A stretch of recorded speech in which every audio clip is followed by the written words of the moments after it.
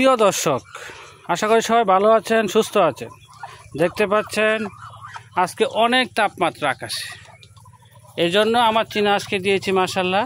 এই যে গাছগুলো দিয়েছি, আমি নিজে এই গাছগুলো কেটে নিয়ে এসেছি, সুন্দর করে খেয়ে নিচ্ছে মাশাল্লাহ। সবাই মাশাল্লাহ বলবে, কারণ এই গাছই হতে পারে আপনার খাবার 50% খরচ কম লাগতে পারে। এই জন্য আমরা রেগুলারই এরকম গাছ দিই, অথচ প্রতিদিন আপনাদেরকে ভিডিও করে দেখানো হয় না, মাঝে মধ্যে দিই। সকালে খাবার দিয়েছিলাম, এগুলো খাবার খেয়ে নিচ্ছে, ভুট্টার কুড়া আর হচ্ছে চালের কুড়া, ধানের কুড়া আর কি যেটা বলে, একসাথে মিক্স করে দিয়েছিলাম।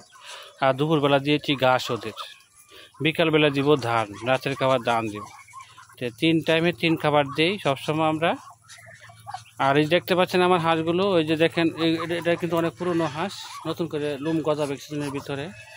আর এগুলো আস্তে আস্তে লুম ধরে যাচ্ছে, আর অনেকগুলো লুম উঠে গেছে, দেখতে পাচ্ছেন। এই যে ওই হাঁসটার লুম উঠে গেছে। এভাবে আমাদের হাঁসকে পরিচর্যা করা হয়, আপনাদের সামনে উপস্থাপন করা হয়। যারা চীনা হাঁস পালন করতে চান, দেখতে পাচ্ছেন এভাবে গাছ দিলে আপনার 50% খরচ কমে যাবে।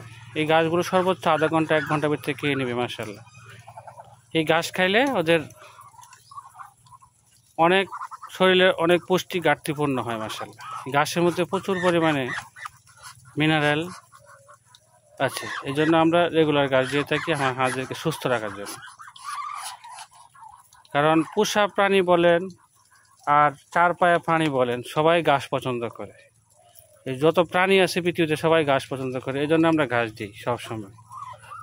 গাছ তো টাকা লাগে না, কিন্তু কেটে নিয়ে আসা একটু কষ্ট। আজকে অনেক তাপমাত্রা ছিল রোদে, সেই জন্য গাছগুলো কেটে নিয়ে আসলাম। আর ওদের ভালোবাসার টানে আমি আসলে রোদে থেকে গাছ কেটে নিয়ে আসলাম। দেখতে পাচ্ছে সবাই খেয়ে নিচ্ছে। আমি এক জায়গায় দিইনি, আর অনেক জায়গায় গাছ দিয়েছি, অল্প অল্প করে সব জায়গায় মিলিয়ে দিয়েছি।